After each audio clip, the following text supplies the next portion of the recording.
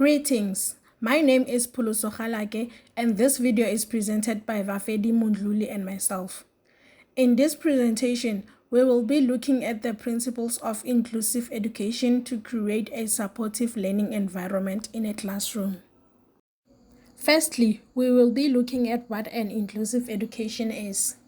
According to Armstrong 2007, inclusive education is an educational approach that strives to cater for and empower the varied needs of all students encompassing individuals with disabilities or distinct educational necessities within the school environment. It promotes the idea that every student, regardless of their abilities, should have the opportunity to learn together in the same classroom, fostering sense of belonging, equality, and mutual respect.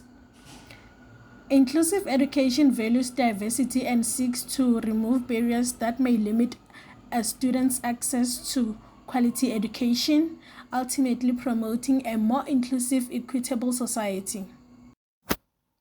This is a brief overview of inclusive education. The practice of inclusive education includes the process of increasing the participation of all learners in and reducing their exclusion from cultures, curricula, and communities. Inclusive education acknowledges that learning occurs both inside and outside the classroom. Inclusive education enhances the diversity of students, including those with disabilities, different cultural backgrounds, and various learning needs. Inclusive education ensures that all students have equal access to education. Also, it encourages collaboration among educators, support staff, students, and families. And lastly, students learn to respect and appreciate differences. Now moving to an illustration of how inclusive education can be implemented in the classroom. Firstly, you need to create a welcoming environment. Make sure that every student, especially those with mobility issues, can easily attend the classroom. Put up posters and other materials that encourage acceptance and celebrate diversity. Discuss with the students the clear expectations you have for their conduct, which should be inclusive and kind. Secondly, a supportive classroom environment. Encourage students to live in a welcoming and understanding environment. Motivate them to value each other's uniqueness and gain knowledge from it. Organize frequent class discussions or sessions to address any worries or difficulties about inclusion.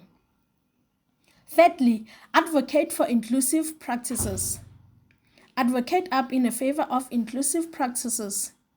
Advocate up in favor of inclusive education within your district and school community to make sure that all students are included in policies and resources. A differentiated instruction can also be implemented in the classroom. To meet your students' varied learning needs, use differentiated instruction strategies. To meet or accommodate various learning styles, use a range of instructional techniques including visual aids, practical exercises, group projects, and technology. Lastly, peer support programs. This is to enable student assistance programs where they can assist and learn from each other, like peer tutoring or mentoring.